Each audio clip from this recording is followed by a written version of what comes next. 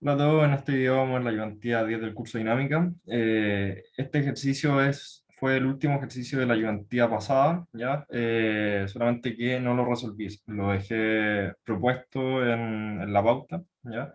Pero ahora lo vamos a resolver, o sea, más que nada comentar, porque la pauta ya está. Nos dicen que la figura muestra una losa uniforme apoyada sobre cuatro pilares rígidamente unidos a la losa y sujetos en la base. La losa tiene una masa total M y es rígida en el plano y fuera del plano. Cada columna es de sección circular y su segundo momento, o su inercia, de la sección transversal en torno a cualquier eje diametral es el indicado. Con los grados de libertad seleccionados como UX, UI y U de teta en el centro de la losa y utilizando los coeficientes de influencia. ¿Ya? Entonces nos dan esta losa con esas cuatro columnas, ¿ya? De sección circular, que en verdad es lo mismo porque nos dan la inercia, ¿ya? Eh, entonces nos piden formular las matrices de masa y rigidez en términos de M y la rigidez lateral que la dan, que es K igual a 12 EI partido H al cubo de la columna más pequeña. Y nos dicen que H es la altura. Y luego nos dicen formule la ecuación de movimiento para el movimiento del suelo en primero la dirección X, después la dirección Y y después la dirección DB, ¿ya? O sea, esta dirección diagonal. Ya, entonces, para la parte A, primero hay que, se formula la matriz de rigidez, ¿ya? Recordemos que esta losa es un elemento rígido, ¿ya? Es decir, que no sufre deformaciones por ningún lado. Por ejemplo, si esta losa se moviera a la derecha, obviamente se va a mover todo el cuadrado, o si girara, ya se va a mover uniformemente, ¿ya? Entonces eso tienen que tenerlo en consideración, es decir, que si gira, por ejemplo, en la ubicación A, va a girar, ¿cierto?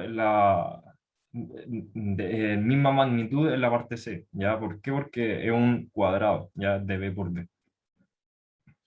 Entonces primero se formula la matriz de rigidez. Nos dicen que tenemos 3 grados de libertad, dos de traslación y uno de rotación.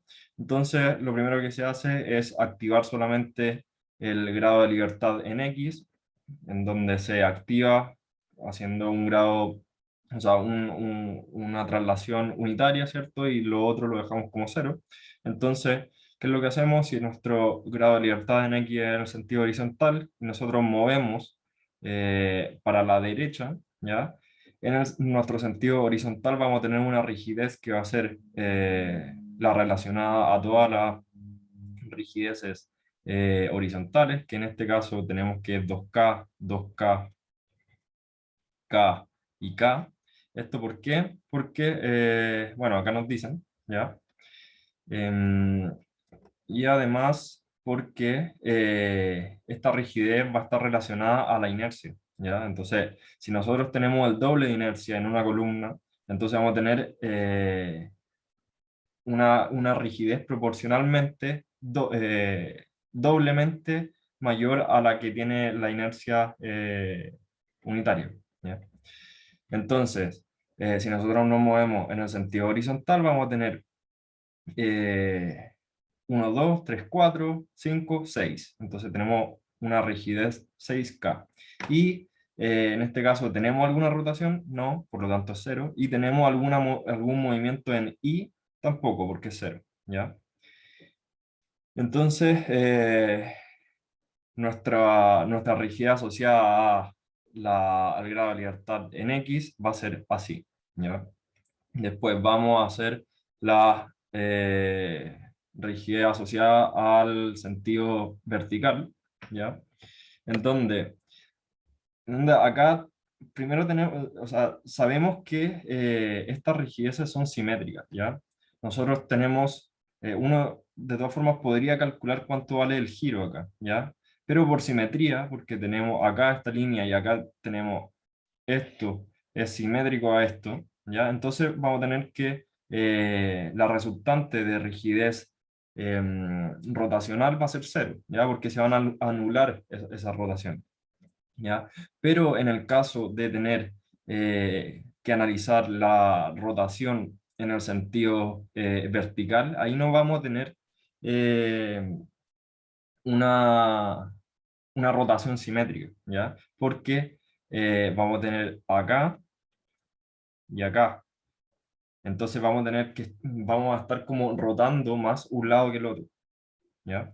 Entonces, primero, la rotación, o sea, perdón, la rigidez en X cuando activo el eje horizontal, o sea, perdón, vertical, este es cero, ¿cierto? Porque nosotros estamos moviéndonos en el eje vertical, entonces no se mueve nada en el eje horizontal, ¿ya? Entonces ahí tenemos que es cero. Después, en el eje vertical, la rigidez, si bien es lo mismo que para el eje horizontal, se saca de otra forma, porque al final tenemos que antes se hallaba como 2K más K, y después 2K más K. Acá en verdad es 2K más 2K, y después B, o sea, después K más K. ¿Ya? Entonces, si bien el resultado mismo, se saca diferente, ¿ya? Y es 6K, entonces. Y después o sea, la rigidez con respecto a la rotación, vamos a tener que si nosotros nos ponemos en el centro y hacemos eh, una traslación en el sentido vertical, vamos a tener que calcular eh, lo que la rotación que se genera con respecto a los dos puntos. Entonces, por un lado vamos a tener, eh, lo podemos hacer solamente con una rigidez o con un movimiento. Si nosotros vamos para acá, entonces vamos a tener eh, lo mismo como que se calcula en el momento, ¿ya? Vamos a tener un K por lo que nos estamos moviendo, ¿ya? Que va a ser B medios, ¿ya? Entonces ahí vamos a tener una parte asociada a la rotación, ¿ya? Y después vamos a tener la otra parte que va a ser menos 2K por el otro B eh, medios, ¿ya? Y todo eso por 2. ¿Ya? Entonces, desarrollando eso nos daría que la rigidez rotacional con respecto al grado de libertad activado en vertical, ¿cierto? En I va a ser menos KB.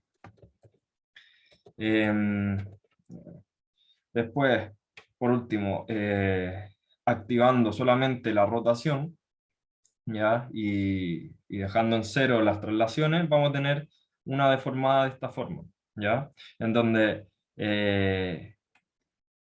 vamos a tener algo así, que en verdad esto nosotros no tenemos para qué hacerlo otra vez, porque esto es lo mismo que sacamos anteriormente y esto es lo mismo que sacamos también anteriormente. Ahora solamente tenemos que sacar esta parte, ¿ya? La rigidez asociada a la rotación con respecto a la misma rotación, ¿ya? Entonces acá nosotros hacemos un giro unitario, ¿ya? Y vamos a tener que ver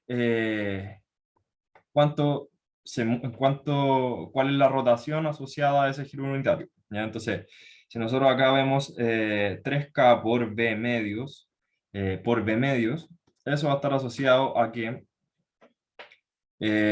nosotros vamos a estar sumando este 2K por B medios más K por B medios, ¿ya? Y eso va a estar multiplicado por nuestro brazo de giro, ya que va a ser B medios, ¿ya? Entonces, por eso ese término. Después se hace lo mismo con los horizontales, ¿ya? Después, eh, después con los verticales vamos a tener que en 2K vamos a tener eh, este más este por el brazo de giro, ¿ya?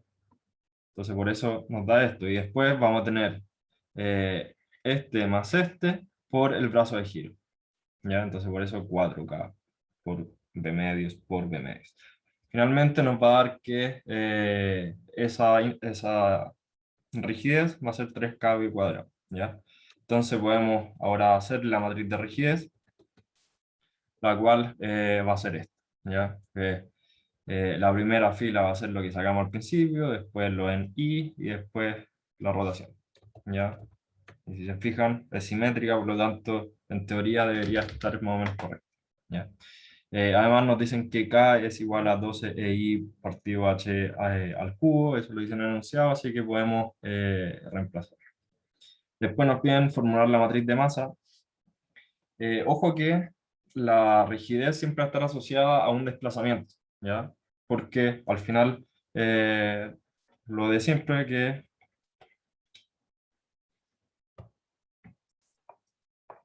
ah, se quedó. Lo de siempre que la rigidez va a ser K por X, ¿ya? Pero la masa va a ser...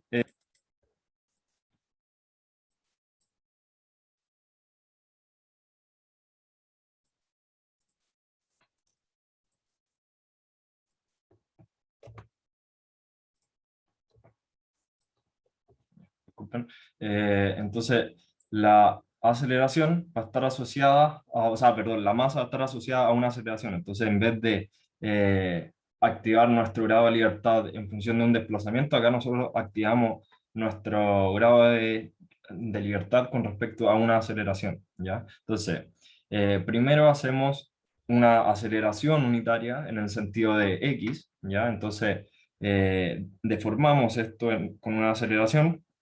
Esta losa se va a mover de esta forma, ¿ya? Y vemos si qué masa es la que está influenciada por esta aceleración, ¿ya? Entonces, acá vemos que solamente tenemos un desplazamiento horizontal, entonces vamos a tener una masa horizontal, ¿cierto? Pero la masa esta no se va a mover en el sentido vertical y tampoco rotacional, entonces esto va a ser cero, ¿ya? Por un lado tenemos eso. Después tenemos lo mismo en el eje vertical, ¿ya? De la misma forma que antes. Y ahora tenemos una rotación en donde si nos paramos en el centro no nos vamos a estar moviendo ni en el sentido vertical ni en el horizontal, ¿ya? Pero sí vamos a tener una rotación y la rotación va a estar asociada a una inercia rotacional, ¿ya? En este caso, una inercia de una placa rectangular o una placa cuadrada, ¿ya? Eh, entonces, nosotros vamos a tener en donde la inercia rotacional de una placa cuadrada girando en su centro, es decir, que no hay que hacer ni Steiner ni nada, va a ser m por r cuadrado, ¿ya? Donde lo podemos ver acá, donde vamos a tener m, o sea, la matriz de masa va a ser de esta forma, en donde m por r cuadrado, ¿ya? Y todo lo otro es cero. ¿Cuánto vale ese r? Vamos a tener que acá la inercia rotacional es m por r cuadrado y nosotros podemos despejar ese r. Entonces r cuadrado va a ser esto, eh, donde la inercia de una placa rectangular se puede calcular también así, donde r va a ser al final esto, o sea, r cuadrado va a ser esto, ¿ya? Entonces podemos sacar cuánto vale r cuadrado, que va a ser b cuadrado partido c, ¿ya? Y así tenemos nuestra matriz de masa y de rigidez. Ahora nos piden, vamos a la parte del enunciado, nos dicen formular las ecuaciones de movimiento para el movimiento del suelo en la dirección X y en la dirección Y y también la dirección DB, ¿ya? Entonces, primero formulamos la ecuación de movimiento. Acá no tenemos ningún amortiguamiento, ¿cierto? Entonces, y tampoco tenemos una fuerza externa. Entonces esto está en vibración libre y sin amortiguamiento. Entonces nuestra ecuación de movimiento va a ser de esta forma, ¿ya? En donde m y k son matrices y la aceleración y el desplazamiento van a ser vectores, ¿ya? Después el movimiento del suelo en la dirección X va a ser de esta forma, que va a ser al final la dirección del suelo solamente en X, entonces dejamos en cero eh, la, las otras partes del vector, o sea, es decir, que no tenemos rotación y tampoco tenemos movimiento en el, aceleración en el sentido horizontal, ¿ya? Entonces, reemplazamos. Acá nosotros tenemos nuestra matriz de masa que sacamos antes por la aceleración, después tenemos nuestra matriz de rigidez por el desplazamiento y después tenemos nuestro lado derecho de la ecuación que vendría siendo esto, ya que va a ser como esto eh, tiene varios grados de libertad, entonces vamos a tener que va a estar multiplicado por un m por esto, ¿ya? Después hacemos lo mismo para el movimiento en el suelo en la dirección y, que no es más que cambiar, o sea, activar el sentido vertical y desactivar el sentido horizontal, ¿ya? Entonces, al final, sustituyendo la ecuación B en la ecuación A, se obtiene una ecuación cuyo lado izquierdo es igual al de la ecuación B, pero el lado derecho es de esta forma, en donde solamente el lado horizontal está activado, ¿ya? Y después el movimiento del suelo en la dirección DB, ¿ya? Donde DB sería como, acá tenemos suerte que es una placa cuadrada, ¿no? ¿Ya? Entonces nosotros al tiro podemos sacar cuánto valen acá los catetos, por ejemplo, de un desplazamiento unitario, que vendría siendo eso, ¿ya? Entonces, nosotros tenemos un desplazamiento unitario del suelo y lo tenemos que multiplicar por unos coeficientes eh, de influencia, que se llama, ¿ya? Que al final eh, es como multiplicar por seno o coseno. Al final nosotros no estamos de lleno en un eje, sino que estamos en dos ejes. Ya estamos, en este caso el movimiento es una traslación en el sentido diagonal, por lo tanto no hay giros y el vector de influencia sería de esta forma. ¿Ya? Entonces vamos a tener que multiplicar nuestro movimiento en el suelo por algo que nos dé esta relación para movernos en este eje DB. ¿Ya? Entonces, la ecuación de movimiento tiene el mismo lado izquierdo que la ecuación B, ¿ya? Donde la ecuación B era esta, pero el lado izquierdo al final es, o sea, el lado derecho va a ser este, el cual nuestro vector de movimiento va a ser este vector de influencia debido al movimiento en dB. Y eso sería el ejercicio.